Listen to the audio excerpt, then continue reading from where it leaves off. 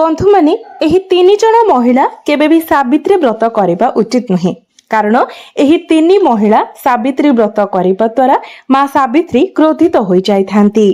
एही तीन जण महिला सावित्री व्रत करबा द्वारा स्वामींकर मंगल हेबा परिवर्ते अमंगल होइथाय एवं गृहरे सर्वदा दारिद्र्यता लागि रहिथाय। बंधु माने आमे माने समस्ते जानिछे जे सावित्री व्रतटी स्वामींकर दीर्घायु कामना करी करा जाय थाए। किंतु जदि एही तीन जण महिला भूल रे मध्य सावित्री व्रत करूछंती तेबे एहा द्वारा स्वामींकर अमंगल होइथाए। एहार कुप्रभाव सारा परिवार उपरे पड़िथाए। तेबे केउ तीन जण महिला सावित्री व्रत करबा उचित नहे ताहा जानिबा पई आपण भिडियोटी को शेष पर्यंत निश्चय देखंतु। तेबे सर्वप्रथमे आसंतु जानि नेबा चलित वर्ष सावित्री व्रत केबे पालन करा जिवो। तेबे चलित वर्ष 2025 रे सावित्री व्रत 26 मई सोमवार दिन पालन करा जिवो। सावित्री व्रतटी समस्त विवाहिता नारी माने निज स्वामींकर दीर्घायु कामना करी पालन करिथांती। एही व्रत ज्येष्ठ मासर अमावास्या तिथि रे करा जाय थाए। किंतु चलित वर्ष अमावास्या दिन पूर्वरु अर्थात 26 तारिख दिन सावित्री व्रत पालन करा जिवो एवं 27 तारिख दिन ज्येष्ठ अमावास्या पड़िबो। तेबे बंधु माने चलित वर्ष सावित्री व्रत पूजार शुभ मुहूर्त रहुछि 26 मई सोमवार सकाळ 4:50 रु आरंभ होई 2 प्रहर 1:37 पर्यंत रहिबो। एही समय आपण जदि पूजा करंती तो आपनकु अधिक शुभ फल प्राप्ति हेबो। तेबे बंधु माने आसंतु जानिबा केउ नारी माने सावित्री व्रत करबा उचित नहीं। तो सर्वप्रथमे जो नारी माने देखे हेबा पई व्रत करिथांती एवं स्वामी को सम्मान न देइथांती से माने स्वामी को कटु कथा कहिथांती, स्वामी को भर्त्सना करिथांती, स्वामी को अपमानित करिथांती एवं सावित्री व्रत दिन से माने व्रत रखिथांती तो एपरि व्रत रखिबार कोनोसी मूल्य न थाए। एपरि करिबा द्वारा आपण देवी देवता मानकर मजाक बनाई थांती जहा फलरे आपण पापर भागीदारी मध्य होइथांती। मां सावित्री एपरी महिला मानक ठारे केबे भी प्रसन्न होई न थांती। मां सावित्री आपणक उपरे सेतेबेले प्रसन्न होई थांती जेतेबेले आपण निजर स्वामी को सम्मान देई थांती, श्रद्धा करी थांती, आपण निज हृदयरु स्वामी को सम्मान देई थांती। द्वितीय रे छाड़पत्र देइथिबा नारी शास्त्र अनुसारे विवाह परे छाड़पत्र देइथिबा नारी केबे भी सावित्री व्रत पालन करिबा उचित नहीं। एपरि करिबा द्वारा आपणको मां सावित्रींकर क्रोधर शिकार हेबाको पड़ी। बंधु माने आपण माने समस्ते जानती आमर हिंदू धर्म रे विवाहर केते अधिक गुरुत्व रही थाए। एहाको आमे 7 जन्मर संपर्क बोली मानि थाउ। विवाह अत्यंत पवित्र होई थाए। मात्र आजिका दुनिया रे विवाह एक खेल घर परी होई जाइछि जेमिति विवाहर कोनोसी मूल्य ही नाही। जे जेते बेले चाहुची निजर विवाह को भांगी देई पारुछि। जणे पुरुष अन्य जणे नारी सहित एवं नारी अन्य जणे पुरुष सहित पुनर्बार विवाह करि नेउछंती। किंतु बंधु माने एपरि करिबा शास्त्र मतरे आदौ भी ग्रहणीय नुहे। तेबे एपरि विवाह को मां सावित्री ग्रहण करि नथांती। बंधु माने आपण माने जानि रखिबा उचित जे जेउ दंपति परस्पर प्रति विश्वास भाव रखि थांती, भल पाइबा रखि थांती, परस्पर विश्वसनीय होई थांती एवं दुहे एका सहित मिसी सावित्री व्रतर पूजा करि थांती एही परि दंपतिक उपरे मां सावित्री अधिक प्रसन्न होई थांती एवं सेही नारी को सौभाग्यवतीर वरदान देई थांती। सेथिपाई समस्त दंपति माने एका सहित सावित्री व्रतर पूजा करिबा उचित। तृतीय रे चरित्रहीना महिला माने केबे भी सावित्री व्रत करिबा उचित नुहे। जो नारी माने निजर स्वामी को मिछ कहि थांती, निजर स्वामी को बोका बनाई थांती एवं निजर स्वामी को सहित खराब व्यवहार करि थांती सेही नारी सर्वदा पापर भागी होई थाए एवं सेही नारी सावित्री व्रत करिबार कोनोसी मूल्य मध्य रहि न थाए कारण सेही महिलांक उपरे मां सावित्री केबे भी प्रसन्न होई न थांती। सेमानंकर व्रत करिबा एवं न करिबा दुईटी जाक समान होई थाए। चतुर्थ रे जो नारी माने बारंबार अन्य मानंकु गाली देई थांती, प्रत्येक समय रे कटु कथा कहि थांती, सेमाने निजर व्यवहार को बदलाई नेबा उचित। निजर एही अभ्यास को बदलाई नेबा उचित। जदि आपण मां सावित्री को प्रसन्न करबा पई चाहुचंती तो गृह रे लड़ाई झगड़ा करबा बंद करि दियंतु। अन्य मानंकु कटु कथा कहिबा बंद करि दियंतु। କାରଣ ଯେଉଁ ଗୃହରେ ଲଢ଼େଇ ଝଗଡ଼ା ହୋଇଥାଏ, ଘରର ସଦସ୍ୟମାନଙ୍କ ମଧ୍ୟରେ ଭଲ ପାଇବା ନଥାଏ, ସେହି ଗୃହରେ ମା ସାବିତ୍ରୀ କେବେ ବି ପ୍ରସନ୍ନ ହୋଇନଥାନ୍ତି। ସେହି ଗୃହରେ ମା ଲକ୍ଷ୍ମୀ ମଧ୍ୟ ବାସ କରିନଥାନ୍ତି। ତେଣୁ ଆପଣ ଯେତେ ପାରିବେ ମିଠା କଥା କହିବାକୁ ଚେଷ୍ଟା କରନ୍ତୁ। ଅନ୍ୟମାନଙ୍କୁ ପ୍ରସନ୍ନ କଲା ଭଳି କଥା କହିବା ପାଇଁ ଚେଷ୍ଟା କରନ୍ତୁ। ସବୁବେଳେ କଟୁ କଥା କହିବା ଦ୍ୱାରା, ଅନ୍ୟମାନଙ୍କର ମନକୁ କଷ୍ଟ ଦେବା ଦ୍ୱାରା ମା ସରସ୍ୱତୀ ମଧ୍ୟ ଆପଣଙ୍କ ଉପରେ କ୍ରୋଧିତ ହୋଇଥାନ୍ତି ଏବଂ ଆପଣ ପାପର ଭାଗୀଦାରୀ ହୋଇଥାନ୍ତି। ପଞ୍ଚମରେ, ଯଦି ଆପଣଙ୍କୁ କୌଣସି ଗମ୍ଭୀର ସ୍ୱାସ୍ଥ୍ୟଗତ ସମସ୍ୟା ରହିଛି, ତେବେ ମଧ୍ୟ ଆପଣ ସାବିତ୍ରୀ ବ୍ରତ ରଖନ୍ତୁ ନାହିଁ।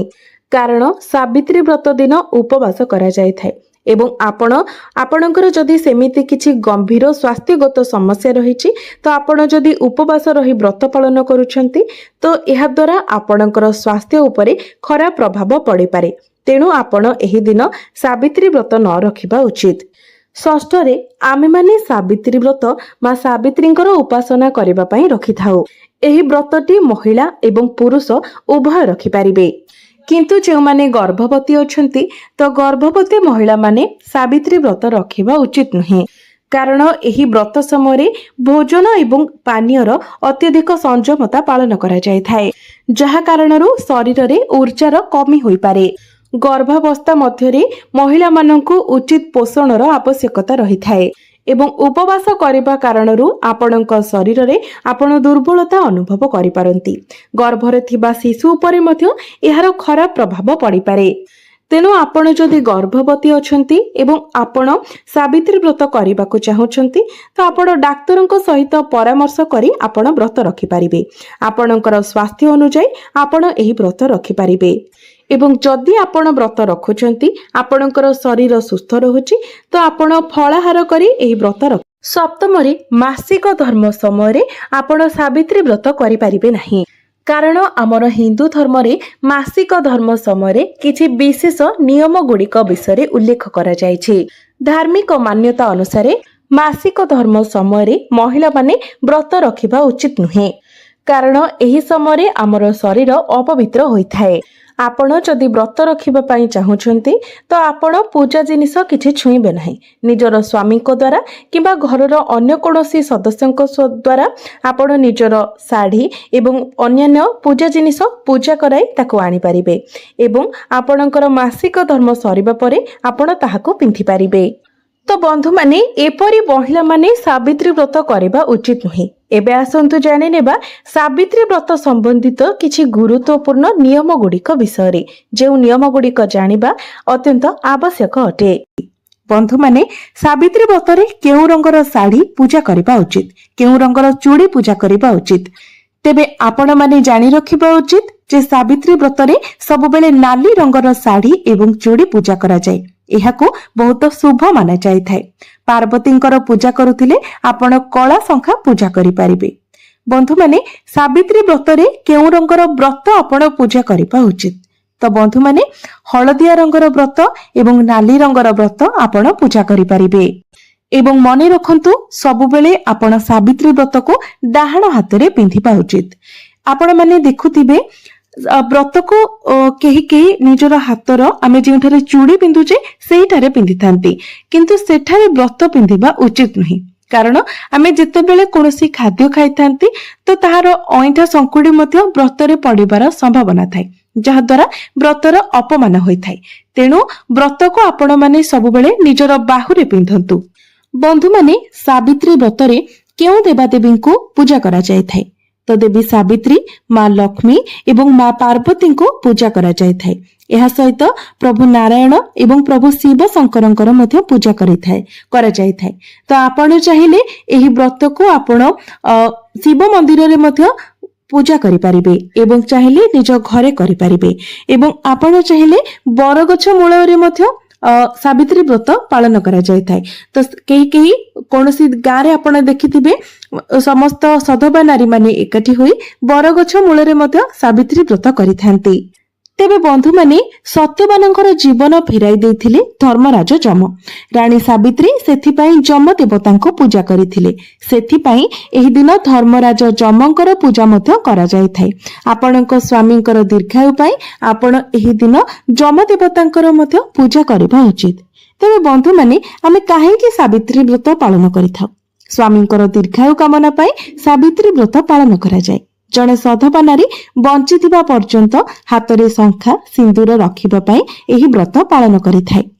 ତେବେ ବନ୍ଧୁମାନେ ସାବିତ୍ରୀ ବ୍ରତରେ କଣ ଖାଇବା ଉଚିତ?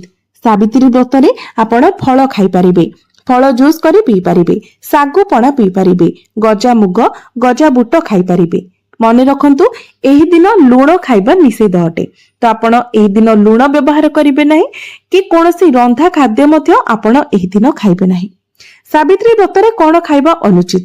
ରନ୍ଧା ହୋଇଥିବା ଖାଦ୍ୟ, ପିଆଜ, ରସୁଣ, ଚା, ପିତା, କଷା, ଥଣ୍ଡା ପାନୀୟ, କୌଣସି ବି ବାହାରର ଖାଦ୍ୟ ଆପଣ ଏହି ଦିନ ଖାଇବା ଉଚିତ ନୁହେଁ। ବନ୍ଧୁମାନେ, ଯେଉଁମାନେ ଘରେ ସାବିତ୍ରୀ ବ୍ରତ କରିଥାନ୍ତି ସେମାନେ କିପରି ଭାବରେ ସାବିତ୍ରୀ ବ୍ରତ କରିବେ? ତ ଘରେ ଆପଣ ଯେଉଁ ଶିଳୁପୁଆ ରଖିଛନ୍ତି, ଶିଳୁପୁଆରେ ହଳଦୀ ଲଗାଇ ମାଙ୍କର ଆଖି, ନାକ, ପାଟି, ମୁହଁ ଏସବୁ କରି ପ୍ରତିମୂର୍ତ୍ତି ସ୍ଥାପନା କରି ପୂଜା କରିବେ। କିମ୍ବା ଘଟ ସ୍ଥାପନ କରି ନଡିଆ କିମ୍ବା ପଇଡରେ ଦେବୀଙ୍କର ପ୍ରତିମୂର୍ତ୍ତି ସ୍ଥାପନା କରି ଆପଣ ପୂଜା କରିପାରିବେ। ସାବିତ୍ରୀ ବ୍ରତରେ କେତୋଟି ଫଳର ପୂଜା କରାଯାଏ? ବନ୍ଧୁମାନେ, ସାବିତ୍ରୀ ବ୍ରତରେ ସବୁ ପ୍ରକାରର ଫଳରେ ପୂଜା କରାଯାଏ। ଯଦି ସବୁ ପ୍ରକାରର ଫଳ ଆପଣ ପାଇପାରୁନାହାନ୍ତି, ତେବେ 5 ପ୍ରକାରର ଫଳରେ ଆପଣ ପୂଜା କରିପାରିବେ। କିମ୍ବା ଯଦି 5 ପ୍ରକାରର ଫଳ ମଧ୍ୟ ନାହିଁ, ତେବେ ଯେକୌଣସି ଗୋଟିଏ ଫଳରୁ 5ଟି ଫଳରେ ମଧ୍ୟ ଆପଣ ପୂଜା କରିପାରିବେ। ସାବିତ୍ରୀ ବ୍ରତରେ କଣ କଣ ଜରୁରୀ ହୋଇଥାଏ? ତ ସାବିତ୍ରୀ ବ୍ରତରେ ଗୁଆ, ବ୍ରତ, ଦୀପ, ଆମ୍ବପତ୍ର, ଅଳତା, ସିନ୍ଦୁର, ଫଳ, ଶାଢୀ, ଅରୁଆ ଚାଉଳ, ଫୁଲ, ହଳଦୀ, କଉଡି, ବରକୋଳି ପତ୍ର, ଦୁବ, ବହି, ପିତ୍ତଳ ଥାଳି ଏବଂ ମାଟି କଳସ ବା ପିତ୍ତଳ କଳସର ଆବଶ୍ୟକତା ରହିଥାଏ।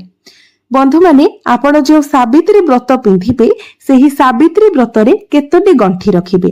ସାବିତ୍ରୀ ବ୍ରତ ଦିନ ସାବିତ୍ରୀ ବ୍ରତ ପ୍ରତ୍ୟେକ ମହିଳାମାନେ ଧାରଣ କରିଥାନ୍ତି। ବ୍ରତରେ 7ଟି ଗଣ୍ଠି ପଡିଥାଏ, ଯାହାକୁ ନାରୀମାନେ ଧାରଣ କରିଥାନ୍ତି।